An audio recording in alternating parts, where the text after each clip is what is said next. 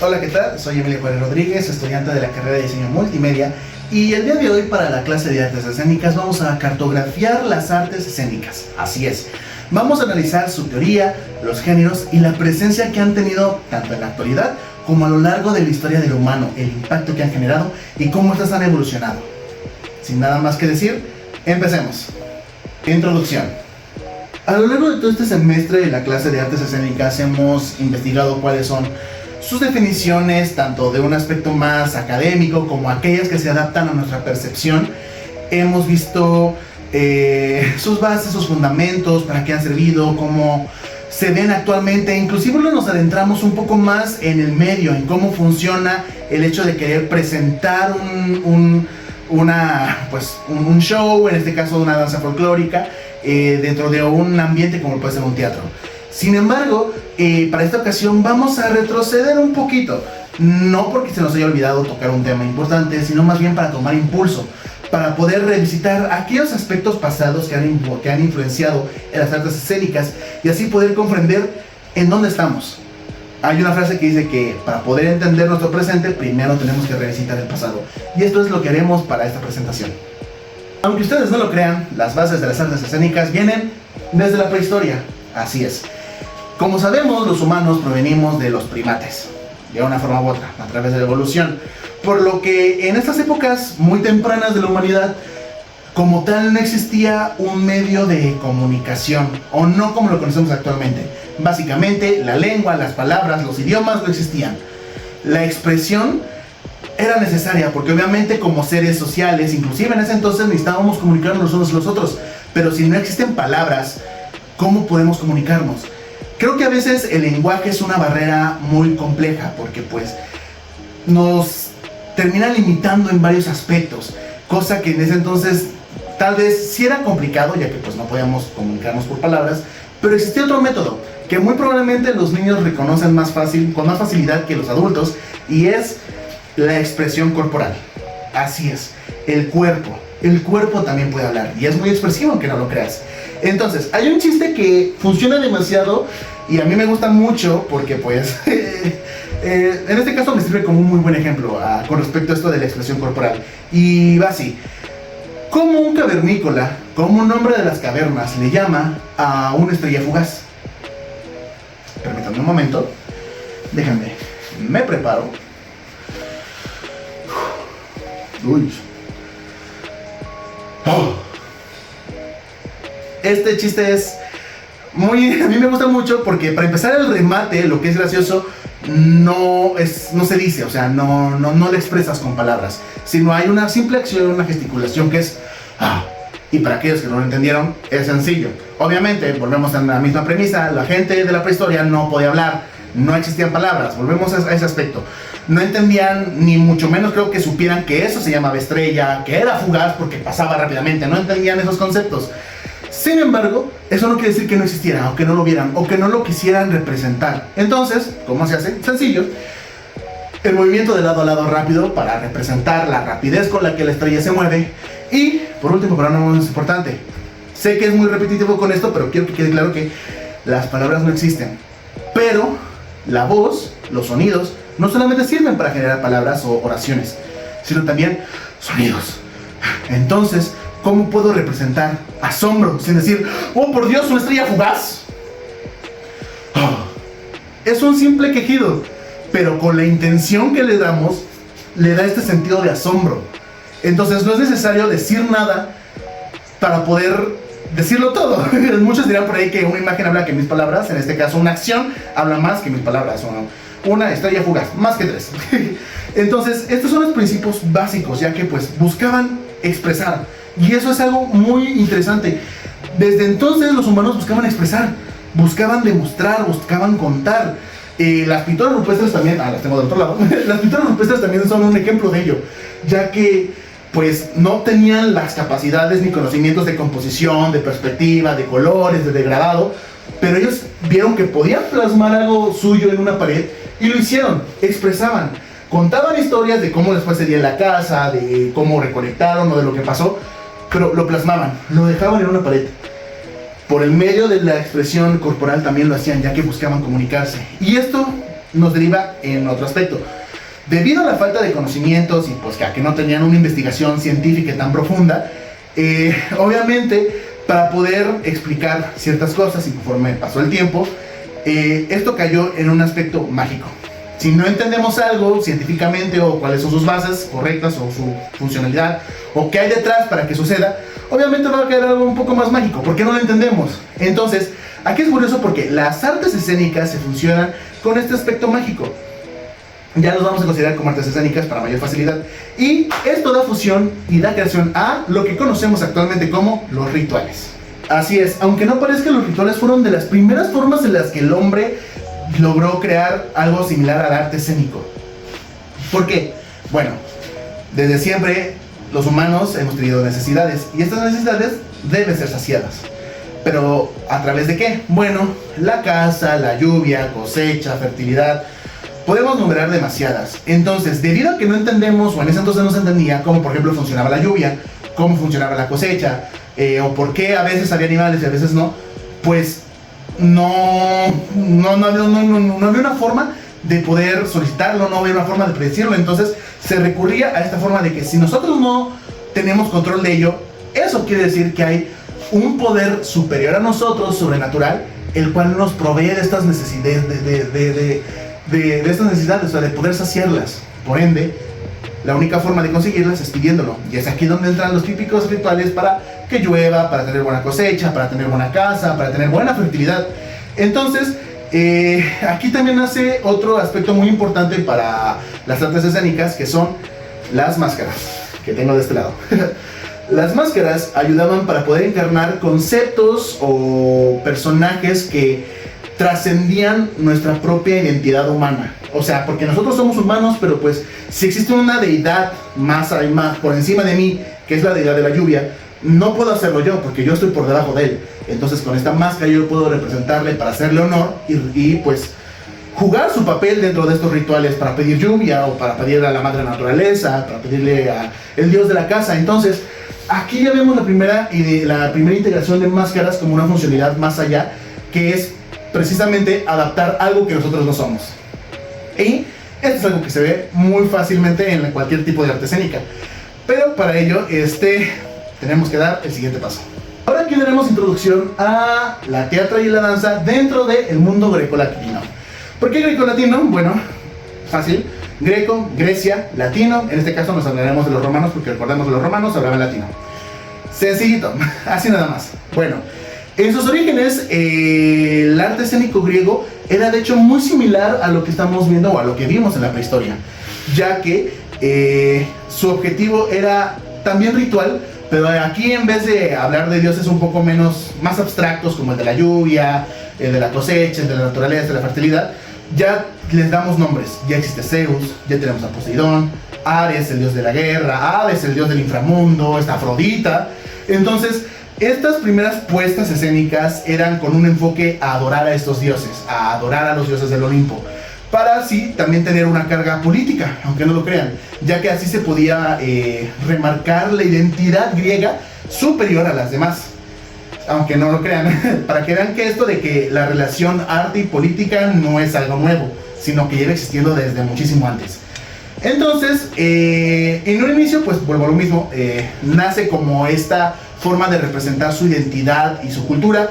Sin embargo, aquí empieza a haber una bifurcación, o más bien se empieza a difuminar este aspecto ritual y escénico.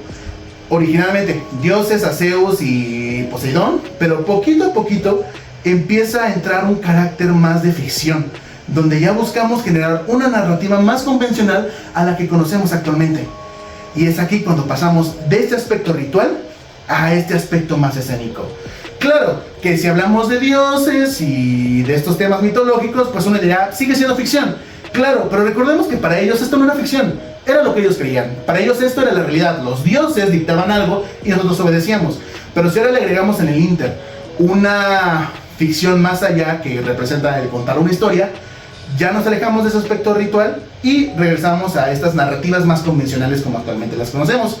Y de hecho, gracias a esta transición, por decirlo así, nacen lo que actualmente conocemos como los géneros básicos, o más bien géneros mayores, del teatro, los cuales son la tragedia, la comedia y la tragicomedia. Así es, 3.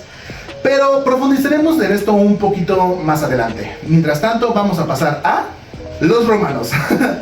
Es curioso porque los romanos conquistan Grecia y básicamente lo que hacen es tomar lo que los griegos tenían y adaptarlos a lo suyo. Y de hecho aquí también es curioso porque si nos damos cuenta, como tal, cada una de estas épocas o adiciones no crean algo nuevo per se, sino más bien les dan un enfoque diferente. La prehistoria sí, eran rituales enfocados tal vez a dioses más abstractos, porque no entendíamos cómo funcionaban las cosas. Los griegos, claro que sí, en un inicio iniciaron también en este aspecto ritual para adorar a sus propios dioses, pero poco a poco dijeron, oye, pues si ya podemos representar a nuestros dioses, ¿por qué no podemos mostrar otro tipo de historias? Y los romanos dijeron, ok, vamos a tomar lo mismo, pero le vamos a dar otro giro. Y este es el giro, digámoslo, redituable. ¿Qué sucede? Los griegos, muy probablemente les vendrá a la mente gente como Platón, Sócrates, Aristóteles, grandes pensadores filosóficos que inclusive también tuvieron mucho que ver con esto del arte escénico, ya que cada uno definía el arte de una forma diferente y el impacto que tenía en la sociedad. Sin embargo, estas artes de una forma u otra, por más que no parezca lógico, pero en realidad tenían un trasfondo muy filosófico, muy trascendental.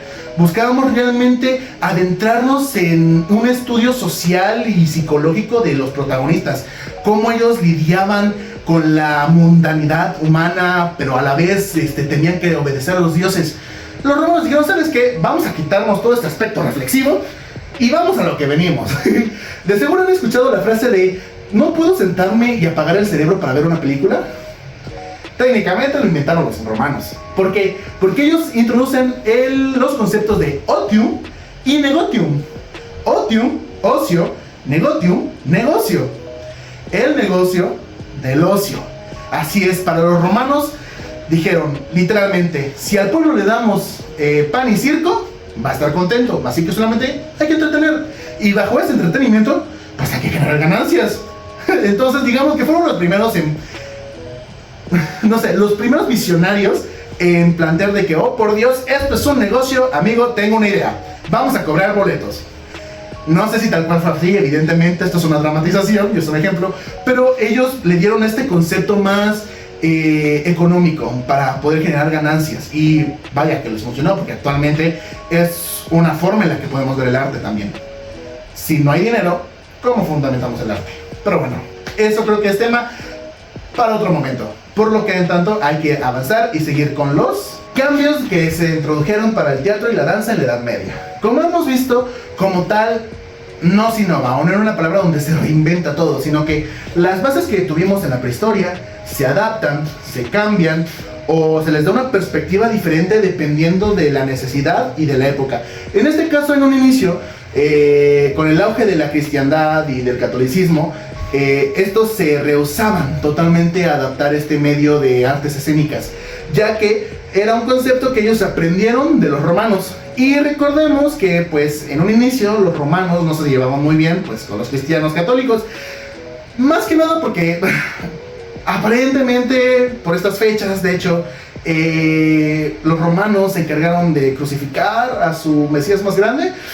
Es un tema muy complejo, pero digamos que no, por más que los cristianos y los católicos estuvieran teniendo un auge y una presencia mayor, aún así no quiere decir que eso que se llevaran bien con aspectos pasados, y especialmente si venían de los romanos. Sin embargo, al igual que los romanos, se dieron cuenta de lo útil que podía servir esta especie de representación. Entonces, lo que ellos hicieron fue, ok, vamos a tomarlo, pero vamos a darle nuestro toque. En vez de ya dejando un poco de lado el aspecto del negocio del ocio y de generar ingresos, ¿por qué no representamos lo que caracteriza la Edad Media? Vamos a hablar de nuestro Dios. Y es lo que pasó. Durante la Edad Media, pues los conceptos que ya habíamos visto con la gente de la prehistoria, con la gente de la antigua Grecia, pues se adaptó acá, donde en vez de contar de la historia del dios Zeus, ahora vamos a hablar de lo que nos interesa aquí, Jesucristo. Y por eso es que muchas de las puestas escénicas que se vieron durante esta época tenían que ver con la natividad o con la pasión de Cristo. Y de hecho, trayendo nuevamente que estamos en fechas de Semana Santa, viene esto de que muy probablemente han escuchado el Via Cruz de Iztapalapa.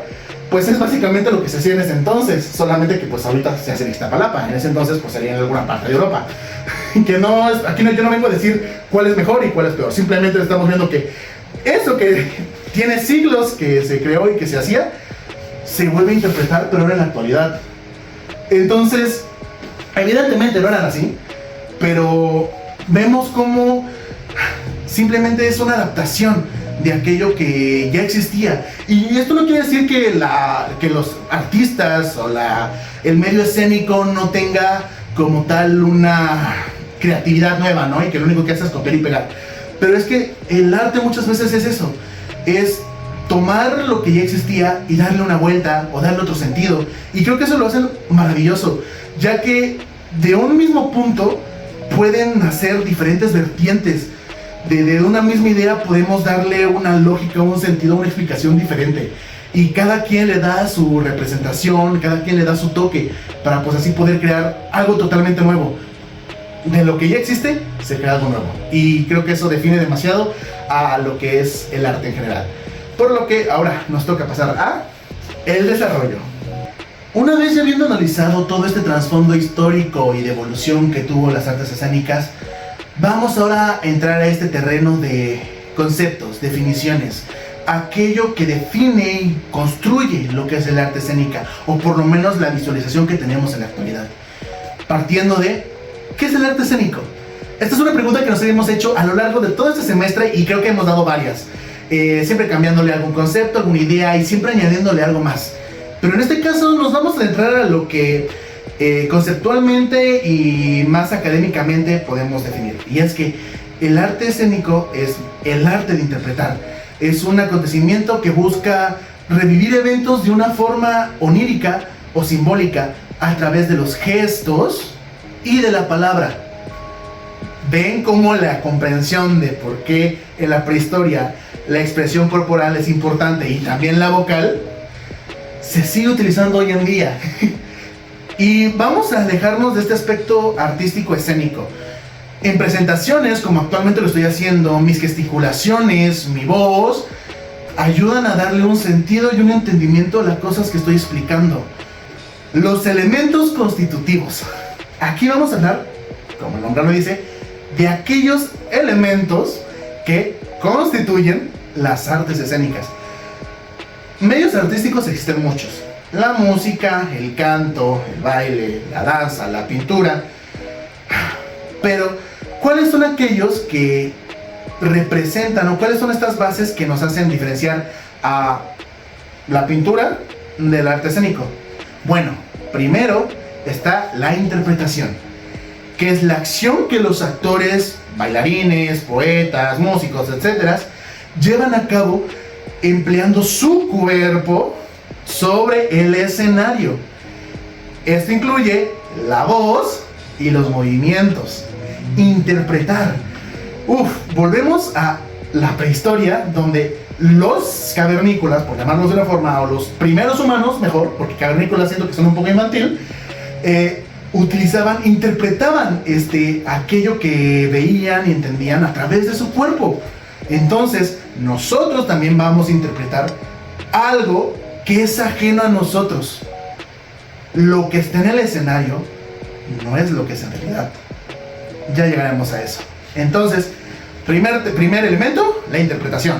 Segundo elemento, ya lo mencionamos, el escenario. Para poder interpretar, para poder hacer algo, necesito un espacio por el cual moverme. Muy probablemente, si alguna vez han ido a una clase de teatro, la primera indicación o la primera actividad que se realiza o que van a escuchar es: caminen por el espacio. Y van a ver a un montón de personas que se hacen llamar actores. No es cierto, con todo respeto. Yo pertenezco a un grupo de teatro de la universidad, es un juego. Pero vas a sentirte hasta raro, porque vas a ver un montón de personas que parecen loquitos caminando por un espacio así. Y luego, de pie, o sea, alza la mirada. Y cada vez que ves a alguien, salúdalo. Hola, ¿cómo estás? ¿Qué onda, no? Bueno, pues es que esta es una actividad para reconocer el espacio en el que nos vamos a mover. ¿Por qué? Porque necesitamos un lugar, un punto físico en el cual nosotros podamos interpretar y mostrar aquello que queremos mostrar. Entonces, tenemos la interpretación, la persona, el actor y el espacio o el lugar donde tal interpretación va a tomar lugar. Pasemos al público. ¿De qué me sirve a mí realizar algo en el escenario si no hay quien lo vea? ¿De qué me sirve ser artista si no hay alguien que aprecie mi arte? No hay artistas sin público. No hay obras sin alguien que nos vea. Es curioso porque aquí voy a traer un poco ejemplo de mi experiencia, y es que cuando yo me uní a mi compañía de teatro, obviamente pasamos por este proceso de presentarnos, pero una de las primeras preguntas que hicimos fue: preséntate, o sea, preséntate, ¿quién eres? ¿Qué es? O dinos una característica mala tuya. Y estoy seguro que la gran mayoría, por no decir que todos, dijimos: soy alguien penoso y tímido. Me da miedo conocer nueva gente, me da miedo acercarme a nueva gente, y me da miedo sobre todo estar rodeado de mucha gente. Y en ese momento yo dije: ¿qué ridículamente paradójico es esto? ¿Cómo gente que se quiere meter a un tema artístico como lo es el teatro va a ser penoso? Cuando el objetivo final de esto es crear es mostrar una presentación donde vas a estar tú frente a un montón de gente. Y es aquí donde llega la idea de que el arte siempre va a nacer un poco del ego. ¿De qué le sirve también a un pintor el hacer una pintura con una composición hermosa, estilo renacentista, si no hay un público que la aprecie? ¿De qué le sirve a un músico crear una canción si no hay quien la escuche, si no hay quien la cante, la repita, la baile? El arte necesita un público. Así que por eso se dice que nosotros nos debemos al público. No vivimos de aplausos, vivimos de dinero, pero el público es importante para que eso venga también. Entonces, la interpretación, el escenario, el público, y ahora viene lo más, vamos a decir, onírico, porque ahorita no se me ocurre otra palabra. La transgresión de la realidad. De hecho, ni le puse imagen, no es porque se me ha olvidado, es porque, ¿qué es la realidad? Vamos a eso. Cuando el público llega a ver una obra, se realiza un contrato entre los actores. En este caso estoy utilizando mucho los ejemplos teatrales porque es la conexión más directa que yo tengo, pero esto funciona en casi cualquier medio artístico, en medio artístico escénico. Y es que el público sabe que lo que va a ver es una ficción, no es real. Lo que está arriba del escenario es una historia que alguien escribió, pero que puede estar basada en hechos reales, pero lo que estamos viendo aquí arriba no es real. Si a mí me toca interpretar a un oso que habla, evidentemente no soy un oso que habla. Pero el público que viene a verme está dispuesto a realizar este contrato entre mí y ellos para decir: es verdad, yo en el momento en el que me siente aquí y te vea, para mí tú eres un oso que habla. Demuéstramelo. Eso es la transgresión de la realidad. Es este pacto sobreentendido entre el artista y el espectador, donde se establece que aquello que sucede en escena, es una interrupción de la realidad. Claro que existen muchas escuelas de pensamiento con respecto a los métodos artísticos, donde no, es que para poder ser un buen artista tienes que haber sentido todo lo que va a sentir tu personaje. Pero fuera de eso, yo sé que si pongo una película, en este caso tal vez hablando de un tema aparte, pero pues se genera el mismo pacto. Yo sé que lo que estoy viendo en la película no es real. Yo sé que La Roca no sacó de un rascacielos a otro sin una pata para poder salvar a su familia. Yo sé que eso no es real. Pero yo en el momento en el que me siento a apreciar lo que voy a ver, voy a aceptar que eso que está pasando en la escena va a ser real.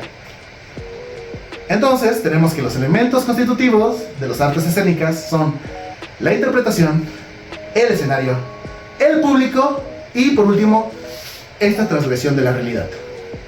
Las características. Ya vimos lo que define al arte escénico de otras artes, pero ahora vamos a ver aquello que forma al arte escénico. Ya no estamos hablando de lo que constituye todo este evento, sino más bien lo que de la parte escénica forma una puesta en escena.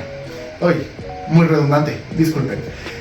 Primero, la mimesis. que viene de la mímica, que viene de la interpretación o de imitar. Volvemos a lo principio nuevamente. ¿Ven cómo no nos podemos alejar? Porque una cosa nos lleva a otra. O sea, desde el inicio hemos planteado el mismo tema, solo que ahora le estamos dando un entendimiento más lógico, más explicativo. A mí me toca imitar lo que mi personaje va a hacer. No ser, sino imitar. Recordemos lo que esto les comenté de cómo imito una estrella fugaz. No soy una estrella fugaz, pero eso es una estrella fugaz para mí. Ahora, la praxis, que aquí es lo que se representa como las acciones que llevan a cabo la historia. Claro, voy a imitar, pongamos de ejemplo un árbol. Mi papel es que yo tengo que imitar cómo se mueve un árbol. Pero para ello necesito esta praxis de acción. Entonces, vamos a plantar nuestro cuerpo en el suelo, rígido como un tronco. Pero es que los árboles no solamente son rígidos, los árboles tienen ramas y follaje, hojas, que por cierto se mueven con el viento. Entonces, así estamos representando, o esta es mi interpretación de cómo sería imitar a través de la mímesis y de la praxis a un árbol. Entonces, la mímesis, imitación, la praxis, acción, y la catarsis, que es el objetivo final de toda puesta en escena. La emoción que queremos generar en el espectador. ¿De qué me sirve también a mí presentar algo en la escena si a mi público no le genera algo? Bien dicen por ahí que no hay peor película, no hay peor obra de teatro, no hay peor concierto que aquel que no te haga sentir nada. Porque incluso una película que te hace enojar de lo mala que es, mínimo te hace sentir enojo. Pero imagínense sentarse a ver algo y quedarse en blanco, no sentir nada. Creo que debe ser la cosa más horrible. Y también te hace sentir que has despreciado mucho dinero. Entonces, la catarsis es por lo que la mímesis y la praxis se realizan, para que el espectador pueda llevarse y sentir algo. Mi parte favorita, los géneros. Como comenté, la identificación de los géneros en las artes escénicas vienen de la antigua Grecia, donde ellos plantearon la comedia, la tragedia y la tragicomedia. Pero aquí nos vamos a dar cuenta que las cosas no son lo que aparentan. Primero, los géneros, si bien ya mencioné la comedia, la tragedia y la tragicomedia, en realidad se dividen en dos: los géneros mayores y los géneros menores. Y estos a su vez se dividen en otros, ya siendo en los géneros mayores los que conocemos como la comedia, la tragedia y la tragicomedia. Sin embargo, a ver, un momento, aquí voy a recurrir un poco a la lectura de mi presentación, porque quiero hacer aquí una comparación. Si buscas en cualquier página web, vas a ver que para el entendimiento general, la tragedia es un género más antiguo y pilar del resto de los géneros teatrales. Son historias solemnes y serias. Claro, si pasamos una tragedia, no vamos a ir a reírnos. Vamos a ir a ver cómo nuestro protagonista traspasa por situaciones que lo llevan a su límite. Frustración, enojo, tristeza, desesperación. ¡Oh, Dios mío! Como yo, un amor trágico, amo a Julieta, pero no podemos estar juntos porque nuestros padres están peleados. Eso es una tragedia. Sí, más o menos. Pero es curioso porque tanto el término tragedia como la comedia, originalmente tenían un significado un poco diferente. Volvemos a los griegos. Volvemos a este aspecto ritual donde buscaban representar a sus dioses. Y después le metieron este trasfondo más de ficción donde vamos a narrar una historia más convencional. ¿Qué sucede? Para los griegos existe algo llamado destino. De seguro lo han oído. El destino es el mayor antagonista en una tragedia. El destino es aquello que los dioses dictaban que le iba a suceder al protagonista. El protagonista nacía y ya tenía una historia marcada, una historia narrada, una historia de la cual no se podía alejar. ¿Por qué? Porque ese es su destino.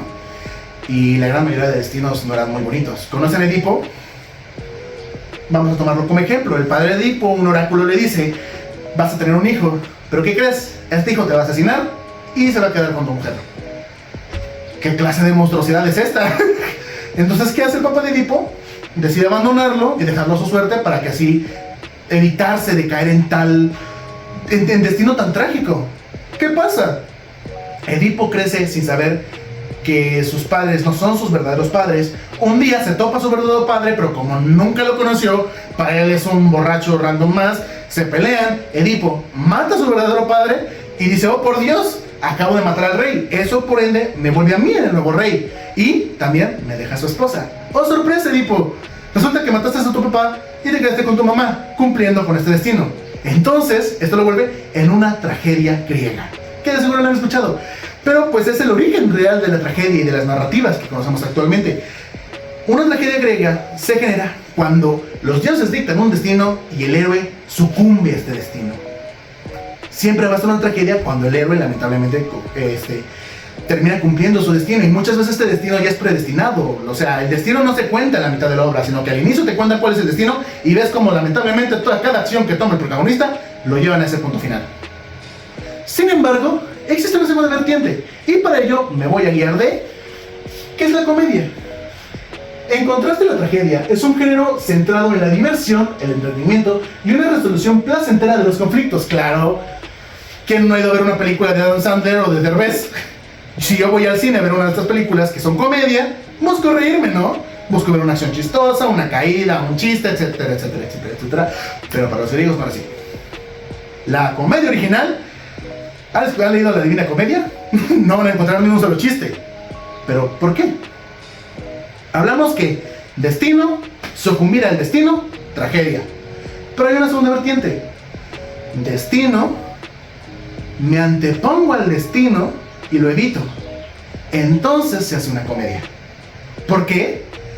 Porque qué absurdo es que una persona mundana, un ser mortal que no está al nivel de los dioses, se anteponga a su dictamen. Absurdez, absurdez, ridículo, ridículo, comedia. Claro que estas terminologías y estas palabras han cambiado su significado conforme ha pasado el tiempo, pero es interesante cómo han evolucionado y cómo a la vez, una vez entiendes todo este contexto y toda esta idea, dices, claro, con razón es comedia. Por eso la Divina Comedia es tan graciosa, supongo. Que de la nada te lleven un viaje por los ciertos círculos del infierno a través de y que tu guía sea tu autor favorito. Oh, por Dios, o sea, es muy gracioso. He leído historias en Wattpad similares. Dejando de lado eso, podemos ver lo interesante de cómo han evolucionado todo esto y cómo en la actualidad, pues sí seguimos viendo cosas, porque una tragedia siempre va a tener un final trágico, o un concepto, una historia, una narrativa bastante pesada y densa, que pues ponga en duda la moral e identidad personal. Una comedia vamos a querer el absurdo, porque pues obviamente las escenas que vemos son graciosas y chistosas. Tal vez no es porque nos antepongamos ante los dioses, pero sí es porque, no sé, que le caiga un coco en la cabeza a alguien es gracioso. Y por último y no menos importante, la tragicomedia, la cual es el género intermedio entre la drama y la comedia, que representa conflictos más realistas y complejos. Aquí tal vez nos alejamos un poco de lo que es el destino dictado por los dioses y planteamos más historias en la realidad. Yo, Emilio, tengo que ir a comprar el pan. Voy por el pan y regreso. No es trágico, es absurdo, porque pues, ¿para qué? Pero pues, X. Entonces, estos son los géneros mayores del teatro. En este caso, basado en lo que veían los antiguos griegos. Pero, como comenté, existen también estos son básicamente derivados de los géneros mayores. Como se darán cuenta conforme vayan leyendo cada una de las descripciones, son adaptaciones diferentes de la comedia, la tragicomedia o la tragedia. Primero, la farsa, proveniente de la comedia, donde acontecen situaciones extravagantes, absurdas e ilógicas. Creo que esto tiene más en común con la comedia que conocemos actualmente. El sainete, buscando entretener, es un género breve de carácter cómico y popular. Igualmente una tragedia un poco digerida, más común, pues, para que no nos sentamos tan melodramáticos. El entremesís, que es una pieza teatral breve con personajes estereotipados. Y por último el teatro musical, que es el que se encarga de combinar la música, la danza y la actuación en uno solo. Y de aquí evidentemente nacen los demás géneros que conocemos, como lo puede ser la acción, la aventura, el terror, el misterio, el thriller, el suspenso. Pero pues al fin y al cabo todos vienen de las mismas bases. Simplemente se fueron desglosando, se fueron identificando y pues se fueron adaptando a lo que conocemos actualmente. Y por último, pero no menos importante, la relación interdisciplinaria de las artes escénicas. Hemos visto que hay varios elementos que las integran, pero muchos de estos elementos se ven también en otras disciplinas. Por ejemplo, en la psicología, donde vemos esta interpretación onírica, pero también de las emociones, de la identidad, transgredir nuestros propios límites mentales. Por nada es que hemos escuchado historias de actores que lamentablemente, pues al sucumbir a su arte, terminan mal, con problemas psicológicos. La sociología, hemos visto la importancia social que ha tenido el arte en cada una de estas épocas. Cómo basamos un aspecto ritual a un aspecto más de reflexión, trascendencia y de identidad, a un aspecto meramente monetario para generar ingresos, a conocer un poco más con respecto a la Biblia. Siempre estudiamos el arte es un muy buen reflejo de la sociedad de su época. La antropología, Dios mío, estamos estudiando básicamente las bases del humano a través del arte escénico. O sea, cómo hemos evolucionado de simplemente gesticular para comunicarnos a ya querer representar algo más. Y por último, la literatura, que creo que es lo más sencillo, la escritura, las narrativas y las bases de la dramaturgia. Entonces, esto es bastante interesante porque el arte muchas veces se hace de lado, pensando que es algo innecesario, algo que no nos va a dar nada. Cuando, como podemos ver, es realmente un punto donde todo converge, donde todo se une. Y por ello, vamos a las conclusiones. Como conclusión yo quiero dar que, como todo arte, las artes escénicas han tenido una implicación en la historia humana bastante grande. Básicamente hemos evolucionado a la par de estas, como cualquier otro tipo de arte. Y nos ha servido para así poder comprender de mejor manera cada uno de los aspectos que definían a la humanidad en su época. Estas funcionan como un reflejo muy preciso para poder comprender y que inclusive hoy en día podemos revisitar. No por nada seguimos viendo puestas en escena como lo es el Vía Cruz, la Pasión de Cristo, Electra, la historia de Edipo, la Ilíada y la Odisea, que actualmente le van a hacer una película, las carreras romanas, o sea, se pueden seguir representando hoy en día porque nos funciona perfectamente como una revisión al pasado, para así poder comprender a mayor profundidad lo que es la condición humana. Ahora, para mí como estudiante, ¿de qué me sirve todo esto? Volvamos a lo mismo. Muchas veces el arte en general se le excluye por no dar un beneficio tan tangible. Pero a mí me ha permitido desarrollar habilidades claramente como el poder presentarme, el poder comunicarme, gesticular, expresarme tanto corporal como vocalmente. Pero también ha sido muy determinante en mi formación interpersonal, espiritual y de identidad. Ya que gracias al arte he logrado no solamente comprender mis relaciones con las demás personas, sino comprenderme a mí mismo. Alguna vez un maestro de teatro me dijo: los artistas somos los exploradores de la condición humana. Y creo que eso los actores somos los exploradores de la condición humana. Y creo que eso no puede ser más atinado, ya que para poder interpretar un papel no solo necesitamos entender el contexto que nos rodea, entender cómo son las demás personas y entender cómo nos relacionamos, sino lo más importante es primero entendernos a nosotros mismos. Último indicación para esta actividad, se nos pidió crear una definición personal de las artes escénicas. Basándome en las conclusiones a las que yo llegué, es un ritual llevado en un espacio sagrado, donde nosotros como personas nos permitimos jugar a hacer otra cosa, utilizando el cuerpo y la voz como puentes entre la ficción y la verdad, con el fin de generar una catarsis en el espectador. Y con esta reflexión final, quiero agradecer demasiado su atención, su apoyo, espero esto haya sido de su agrado. Sin nada más que agregar, no olviden la importancia que el arte tiene en nuestras vidas y sobre todo, nunca dejen de crear. Todos tenemos un artista dentro, solo falta encontrarlo. Muchísimas gracias y hasta pronto.